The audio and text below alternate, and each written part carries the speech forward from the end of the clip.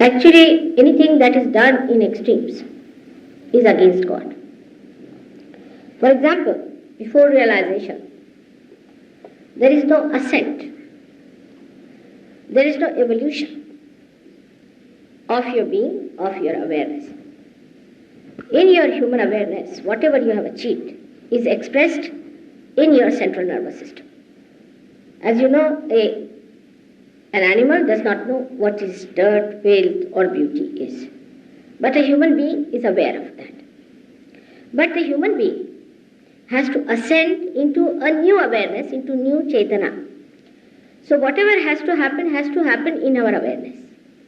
This simple thing people do not understand. And that is why, the reason why people go to extremes in everything is embedded.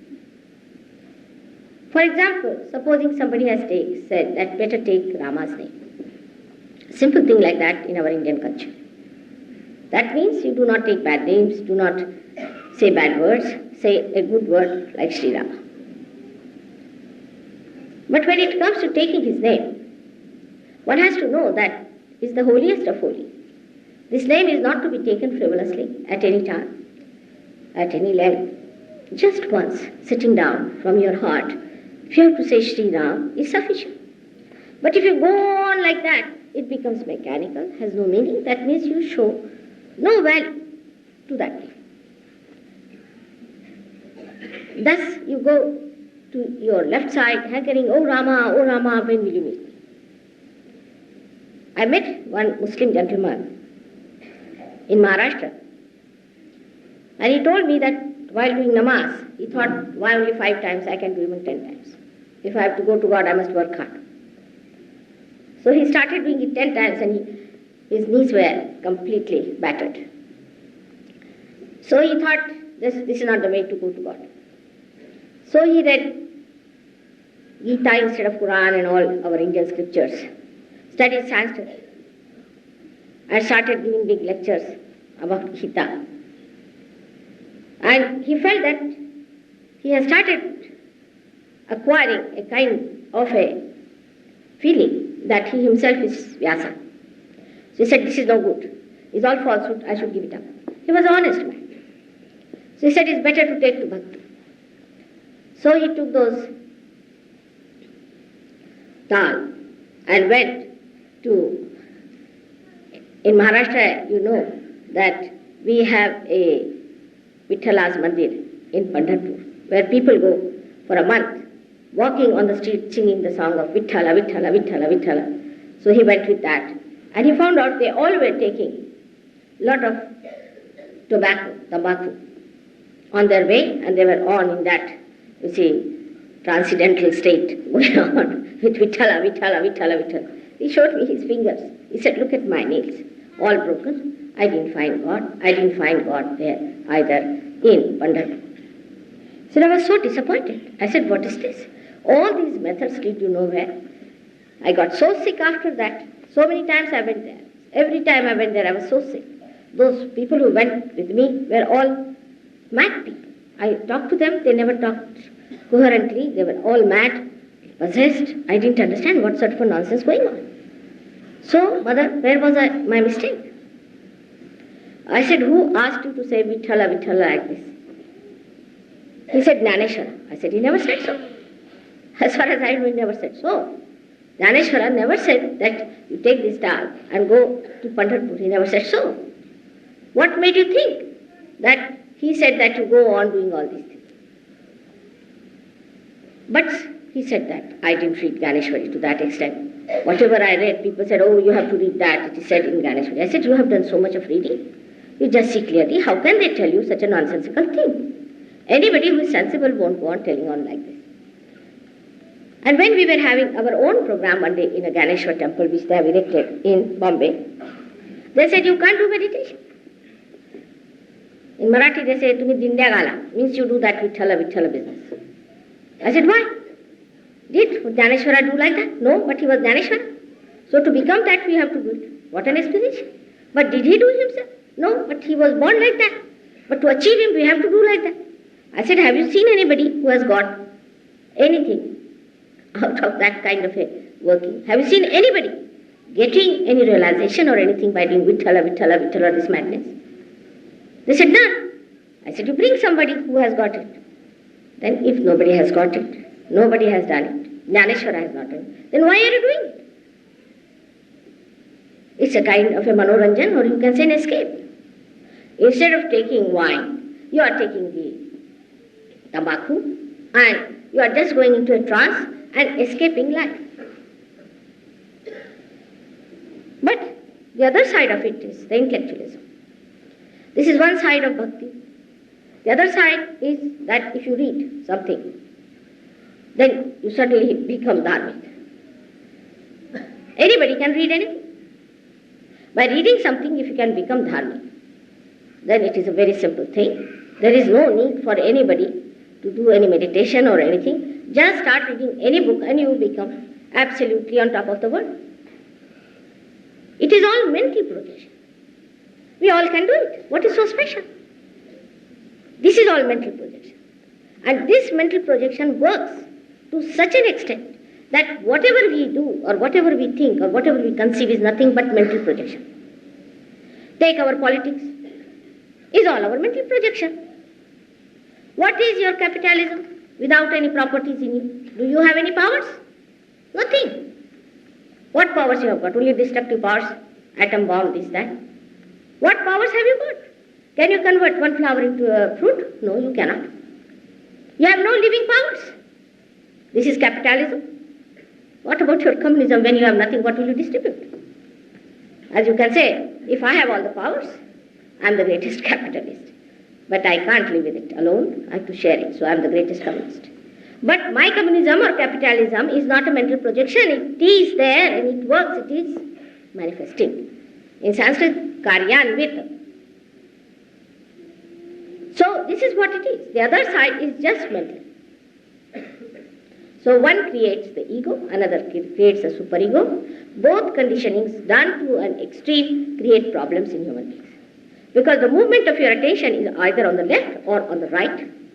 And the more you start moving to the left, you first go to the subconscious area, then to the subconscious of this life, then the subconscious of your last lives, then the subconscious of the whole, that is collective subconscious. Right side if you move, you go into your supraconscious, that is future, then you go into your collective supraconscious. Actually, the past is finished, future doesn't exist. Now what is the center is the present. Now even if you say mentally, oh, I'm in the present, mother, I've got it. That's not the truth. Accept it. That's not the truth. That's just a mental acceptance, I'm such and such. By just accepting I'm such and such doesn't prove that you are there. Because it is important that we should accept as we are, instead of escaping into ego or superego. It is very important. If you have to ascend, you must know how far you are. For example, a plane has to ascend. We see how much petrol it has got. Whether its machinery is all right or not. In the same way, just find out where are you. As I told you in the first lecture of mine, that God is what He is, whether you believe it or not. And you cannot conceive Him with your own imagination, with your own mental projections and your own ego. You cannot conceive Him. So best thing is to see for yourself with an open mind what is. This is first step towards little bit deconditioning. Once you realize that, you must know that no amount of lecturing, reading, or any kind of intellectual exposition or listening to these things are going to take you to your ascent. Only it will give you a pampered ego, an ego that will blind you. Not only that, that will make it impossible for your kundalini to rise. Now let us see what is the arrangement God has made for us. If I say something, you need not believe me, but keep yourself open-minded. God has made a beautiful arrangement within us that when the kundalini rises, she crosses over this center where I have a red spot. This is the window of that center which is placed in the center of optic chiasma, where it crosses. It's a very subtle center which controls from the parasympathetic angle the pituitary and the pineal body. who later on control the ego and the superego. I should say the pituitary controls the ego and the pineal body, the superego. Now the one side of the superego is what we call our karma, so-called. Is what we think, oh God, we have made bad karmas, good karmas, punyas, all these ideas. On the other side of the ego is those people who have accumulated by saying that I have done this good, I have done that good, I have been so great, I have been the Lord of the whole world. All these two big balloons in the head of ego and superego are just covering this part of the head, and this is being calcified. You develop your separate I-ness and you become Mr. X, Mr. Y, Mr. Z. Now what does the Kundalini do? As soon as she crosses over this center, she awakens a deity there. Here where the people falter. Because in the concept of an intellectual, there's nothing like deity, because he's the deity of deities. How can he think of a deity above him? It's too much. Because he does everything. He can do everything. So there is a deity who is settled down there, who gets awakened. And that is a special deity that sucks in these two institutions with it. By that suction, here a hollow fontanelle bone area or Brahmarandra is created. Once that is done, the Kundalini shoots up. First, of course, it enters into the limbic area in the brain. And then it is sucked in, it opens out, and Kundalini shoots off, and you can feel the cool breeze of the Holy Ghost coming out of your head. This is an actualization which you can see with your eyes, as I told you. But what happens to your awareness is the point. As I have already told you, that realization means your human awareness gets transformed into a new awareness. Please come and sit down. It's all right. Into a new awareness. Now, what is that new awareness we are waiting for? What is the new awareness we have to have? The new awareness you jump into is collectively enlightened awareness. Or we can say collective consciousness. This awareness is not a lecture or a branding or any kind of a superficial idea, but is what happens actually to your awareness.